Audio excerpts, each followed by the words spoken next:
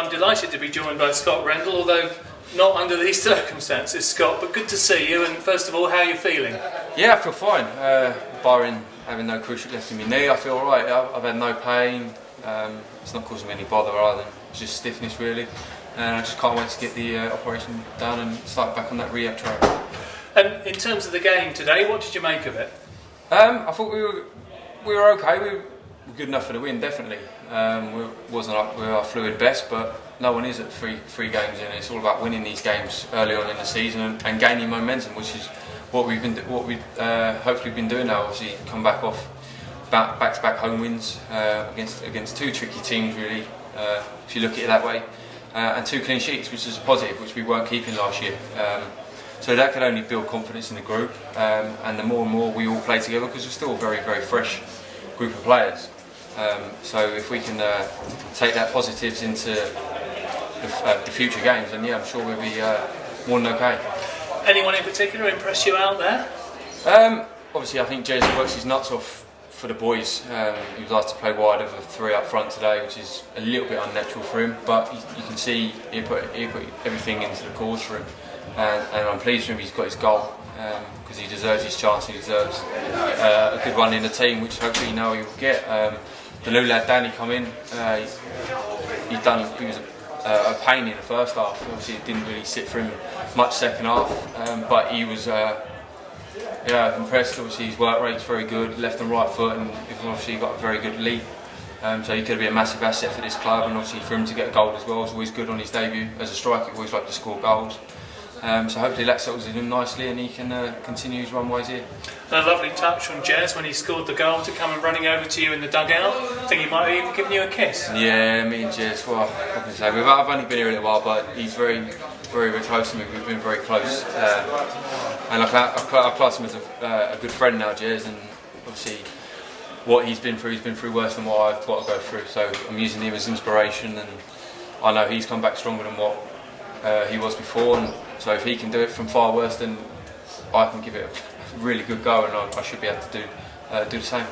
I was going to say, obviously Jez, as you say, has been through all this before, and has he spoken to you a great deal about what it took and what it all involved? Yeah, he's obviously different injuries at different stages and stuff like that, but he's given me a guideline. He's said if you ever need to talk, I'm always here, just give me a call, which is obviously a nice thing to hear. And you do come up with these questions in the middle of the night. It's weird that you do sit there and you think, yeah, I've got that pass, what about this? But yeah, I actually haven't rung him at the middle of the night yet, but I'm sure that might come. But yeah, he's always there for me, like many other players have that have been through the injury themselves. So yeah, I'm really grateful for the support. And do you think, when you've played at other clubs and perhaps other players have had injuries similar to this, does it galvanise the players? Does it bring them closer together? What's the general feeling in the dressing room when this happens? Yeah, like you say, especially at this type of club, because we're very, very tight knit. We haven't got massive numbers. We're all on talking terms from the top to the bottom, and that's a trait of this club that I love. There's no egos here. There's nothing else.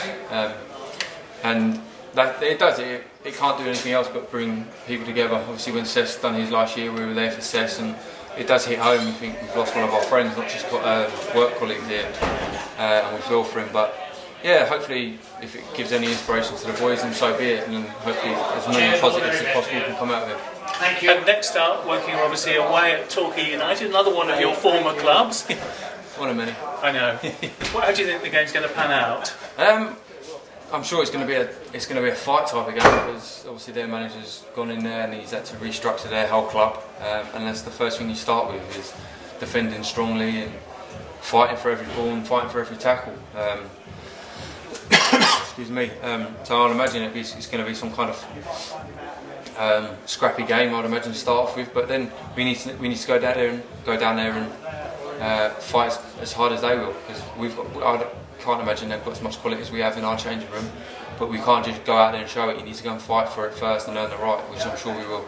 And maybe some of the players will remember what happened last season, where of course you were on that unbeaten run, looked like you were going to get a point, and then got done at the death, I think, with a free kick. Yeah, that was a sickening blow, that, because I think the first half was one of the most dominating first halves we've ever played football in, especially as an away team. And the old adage goes with football, when you're on top you need to score, and we'd never done that, and then to get caught on a sucker punch free kick from about 35-40 yards in the middle of goal, when I think Ross was in goal at the time, and it was just sickening. But that's how football goes, and you can't take anything for granted, and that's why I said we need to go down there with the right mental attitude and prepare for a fight here. And finally, Scott, I've got to ask you about this appeal that's been launched. Obviously an absolutely incredible response, and you must be blown away by it, really. Oh, massively, absolutely gobsmacked. From the messages I've received from every single person. I think it's near on 270 people now that have made a contribution to the fund. I'm truly grateful, and I thank every single person that's done that. I've been inundated with messages from everyone I used to play with, old managers, old mates I've not spoke to for a long time, and fans, and especially everyone around Woking have been absolutely tremendous with me. The amount of support I've had, I think I've near on 1,000 messages over social media, via text, or phone call. It's been that crazy. It's been really, really overwhelming for myself, and I'm truly grateful for the support I'm getting, and hopefully I can repay that faith by coming back stronger and producing the goods again. Lovely, thank you very much for stopping by and talking to us, and obviously everybody at Woking and football generally wishes you all the very best with your recovery, Scott. Cheers, thanks John, thank you.